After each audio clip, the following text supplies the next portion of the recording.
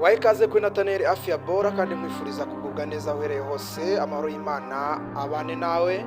Uyu munsi ndagira ngo tuganire ku ndwara y'ise, indwara yibasira abantu batari bake ku ruhu. Ndagira ngo rero tumenye igitera iyi ndwara, hanyuma tumenye ese iyi ndwara iravurwa, tumenye umuti muri rusange, hanyuma tube tumenya nuko twayirinda ntitube twarwara iyi ndwara y'ise, dore ko ari n'indwara buriya mbi cyane ijya itera ipfunwe ku muntu wayirwaye. Ni indwara itera icyangiro.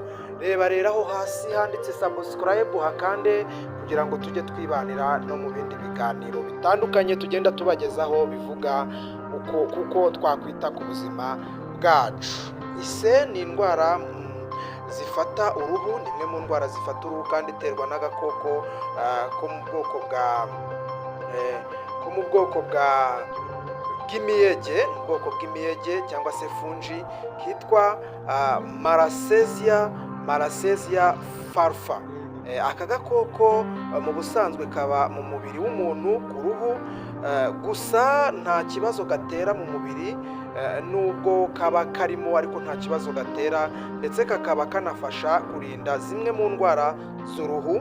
Aka gakoko rero umuntu ashobora kuba yakwibanira nako ngo igihe kirekire kandi ntacyo gatwaye, kuko n'ubundi ngo rero bikaba ikibazo iyo kamaze kwiyongera.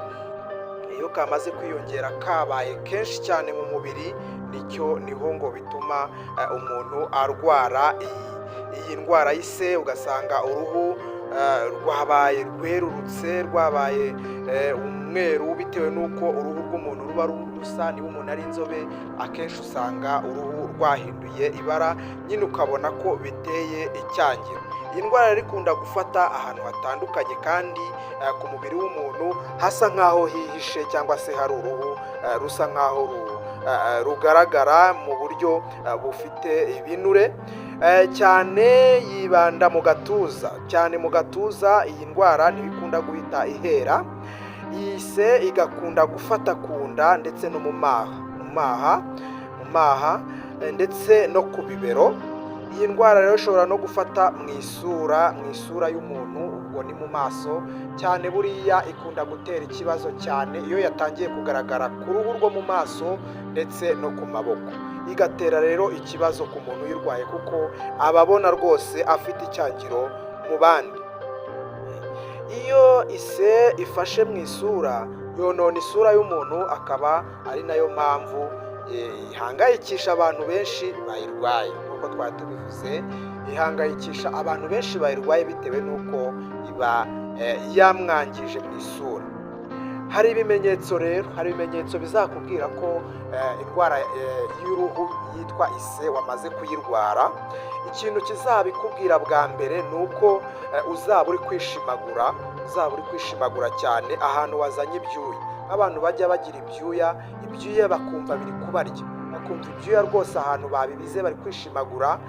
Muri kwa kwishimagura rero menya ko ari ikimenyetso mpuruza cy'uko uba ugiye kurwara indwara y'ise.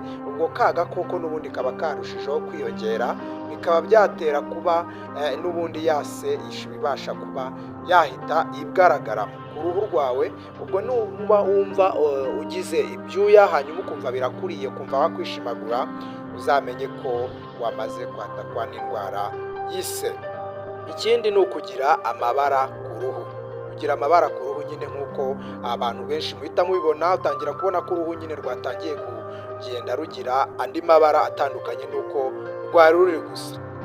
Reka duhite twivugira rero ku bitera iyo ndwara y'ise. Nubwo n'ubundi twari tubivuze haruguru, utwo dukoko two mu bwoko bw'imiyege dusanzwe tuba ku ruhu, dore ko binashobora kuba bishobora kuba byaterwa no kuba utwo dukoko n'ubundi twiyongereye cyane. Iyo twiyongereye cyane rero umuntu abira ibyuya byinshi, ugasanga ubudahangarwa bw'umubiri bwagabanutse. Ibyo nabyo byatera kuba twa dukoko twiyongera cyane, bigatuma umuntu ahita arwara ise. Ikindi gishobora kubitera ni ukuba umuntu yashyuha cyane. kuba umuntu yashyuha cyane. Kujya ahantu hashyushye cyane burya akenshi hari igihe turiya dukoko natwo duhita dutangira kwiyongera, hanyuma ni muri cya gihe nyine umuntu yahinduye kirima. Niba umuntu yabaga ahantu hashyuha bambe hakonja, yajya ahantu hashyuha ugasanga nyine bigenze gutyo.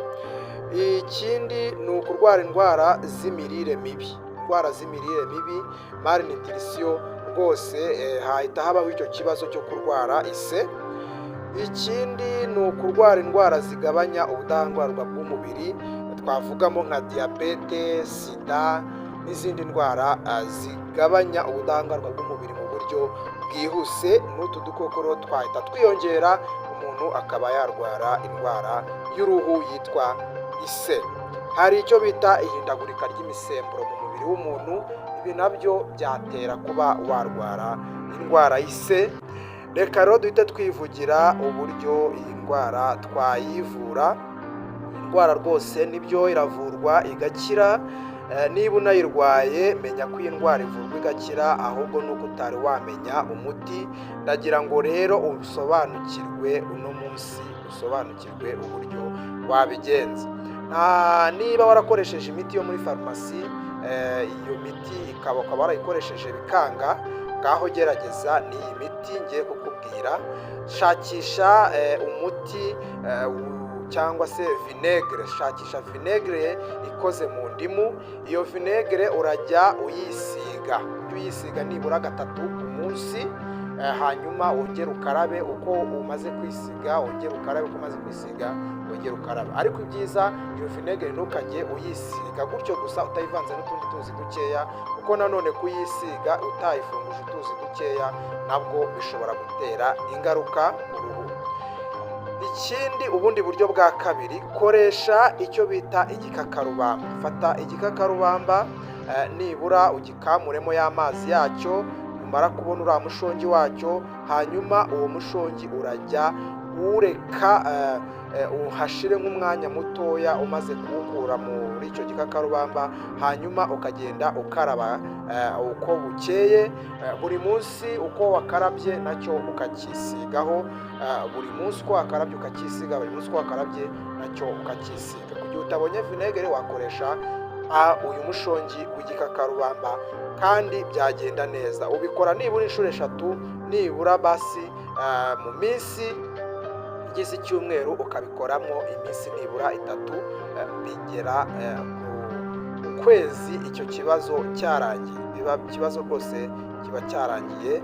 Dore rero twivugire uko twakwirinda kuba twahura n'iki kibazo cyo kurwara ise. Aka gakoko rero gatera ise gashobora gufata ku myenda ndetse no mu biryamirwa. Niba uzi ko urwaye ise rwose irinde kuba wayangiza abandi mu gihe waryamye mu bisaswa, ibyo wari wiyoroshe cyangwa se ibyo waryamyeho. Irinde ko hari abandi bantu baza ngo babiryameho kandi uzi neza ko ufite icyo kibazo, kandi ise irandura mu buryo bwihuse cyane. Ugerageze gukoresha ibyawe kugira utari wakira, hanyuma ntube watizanya ibiryamirwa cyangwa se amashuka ndetse n'ibindi byo kwiyorosa. Ni byiza kumesa imyenda y'ibiryamirwa muri iriya mu gihe wenda tuvuga urugero wafashe, igihe uzi ko ufite icyo kibazo cy'ise, fata vinegere usuke mu mazi makeya, nurangiza aba ariyo umeshesha iyo myenda yawe. Ikindi, hari n'indi miti itandukanye ushobora kwifashisha.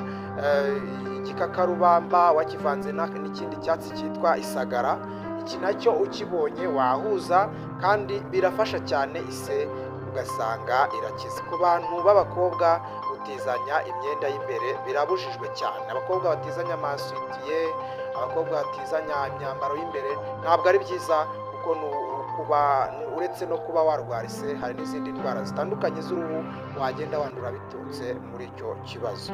Rero indwara y'ise murumva ko ni indwara mbi. Urayirwara ikagutera icyangiro, urayirwara igatuma mu bandi wumva utameze neza. Nifurije kugubwa neza. Reba aho handitse subscribe uhakore, hanyuma iyi video yisangiza inshuti zawe ukoze share, hanyuma urebe nawe hari akaganza ka like ugakoreho. Biratugaragariza ko wabanye natwe muri video yacu ikindi ni uko rwose wowe wagira ikibazo cyangwa icyifuzo watwandikira muri komenti hanyuma tukagenda tubana namwe. Murakoze, Imana ibahe umugisha.